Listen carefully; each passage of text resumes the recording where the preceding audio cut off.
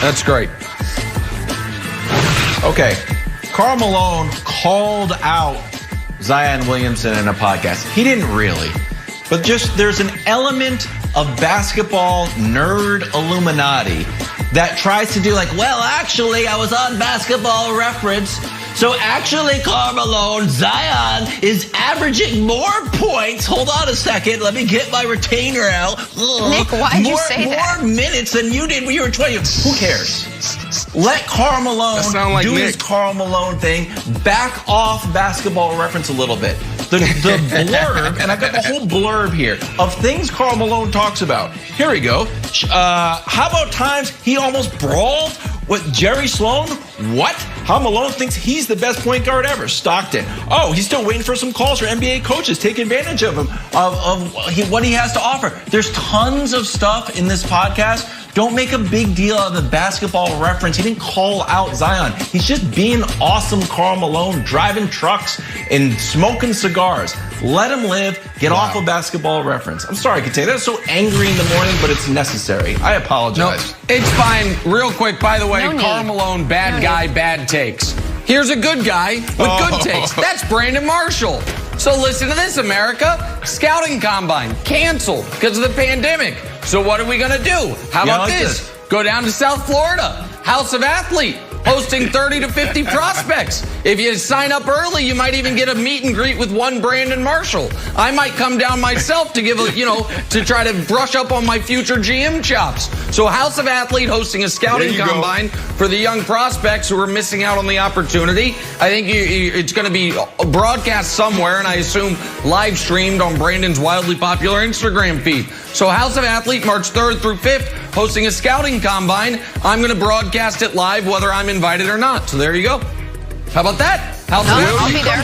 Will you come give us your analysis? Doing a burpees competition in the corner. Yeah, I will. If anybody wants to join.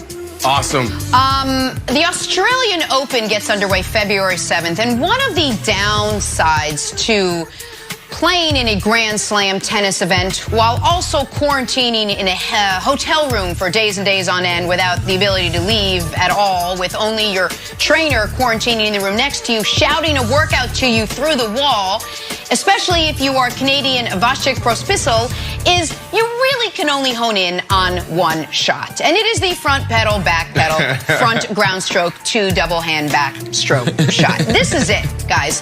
If he is met with this shot when the Australian Open is underway in a couple weeks, he's your tournament winner. Vasek is your winner. Now, should he get anything else from his opponent whatsoever, and it's really up for grabs for anybody. But a couple things, if you want to move some stuff on the right, so there's no issue there with your impeding your way to the window, and also move away from the window and get this shot, Australian Open goes to Vasek. Mark it down. Put money on it. It's done. All right, let's get to the NBA now. Kyrie Irving rejoined the Nets yesterday after 2 weeks away from the team for a myriad of reasons we still don't truly know. Kyrie set to face the Cavs of all teams tonight. According to his head coach, he will be there, he will play. Here's a very casually seated and comfortable Kyrie yesterday. I'm back. I'm happy to be back. And we got some great pieces, and we just move on. And I let my actions and my game speak for itself like I planned on doing. Just needed a pause. There we go. His words, he needed a pause, and he took it. So, Brandon, our resident Brooklyn Nets guy, what do you expect the Nets to look like tonight with Kyrie, KD, and James Harden all on the floor together for the first time? Yeah, I expect them to compete and continue to look like a premier team in the NBA. Kyrie's jersey. But the reality is, right, exactly. Let's go. You know what time it is. Brooklyn all the way. And Nick, before I even finish my point here, do you really want to go the next 3 to 4 months with leaning on that one little branch of they don't play defense? They're not a really good defense. Do you really want to do that for the next 3 months? Yeah, I do. It won't be the only branch, but I do. Yeah.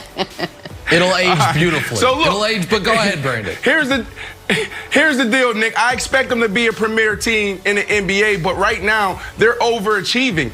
KD, Kyrie, and James Harden hasn't even practiced together yet. The things that KD and James Harden is doing is off of muscle memory because they spent 3 years together in OKC. So you insert Kyrie, there's going to be growing pains. I don't expect this team to look like a championship team until mid-March. They have a lot of work to do. Don't get it twisted. By the end of the day, we know who they are. I talked to someone in the Nets organization. They said this to me because I'm like, look, I got Nick Wright on my show, and he has a strong point. He's going back to like the last 30 years and talking about mergers and 50 years of history. There hasn't been a champion there hasn't been a champion that got it done, not playing good defense. And they're like, look, Brandon, these guys know how to win. They know how to play a good enough defense to get to the finals. We know what we need to do once we get there to compete. And those are the things that we'll work on. So I expect them to get what they need done soon. Okay. All right. I'm excited. Wilds, I want to hear your take on this because I feel like I'm going to have more coming my way. So I'd rather have it all laid out. No. And then I can try to parry it off. Go ahead.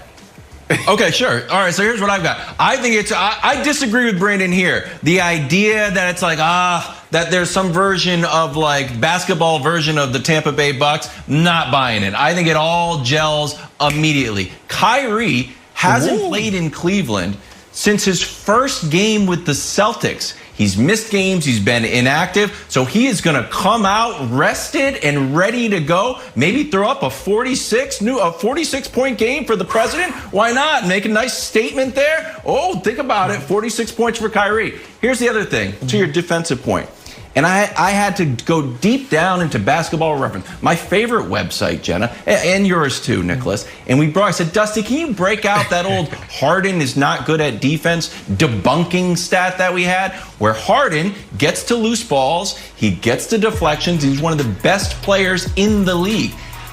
And to Brandon's point, the end of that Milwaukee game, to get KD the shot, Harden missed the shot, boom, guess who got the offensive rebound? James Harden. So it speaks to the fact that they can turn it on when they need to. And I agree, I think Kyrie's gonna go for 46 tonight. That's your lock it in prediction from the prognosticator of prognosticators. Okay. Big game from Kyrie.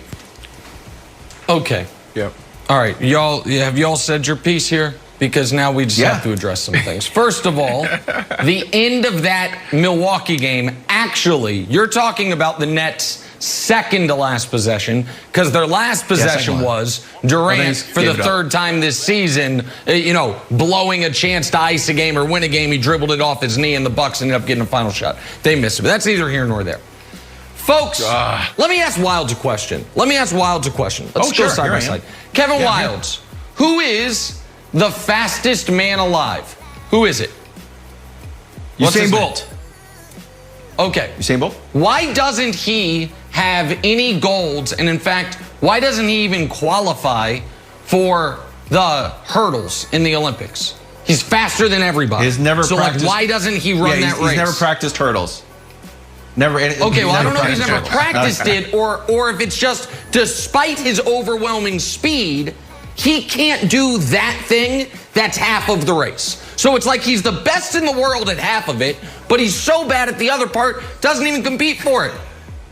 That's going to be your Brooklyn Nets, y'all. And you can say, oh my God, they're going to be unstoppable offensively. Well, it's funny.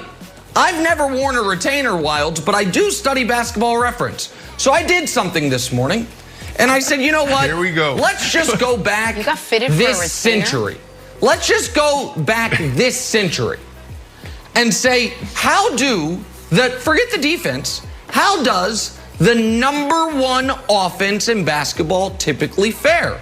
Because that is the upside for the Nets. The best offense in the entire league. And this century, the #1 offense in basketball has won the title once. The 2017 Warriors. And you know what they paired it with?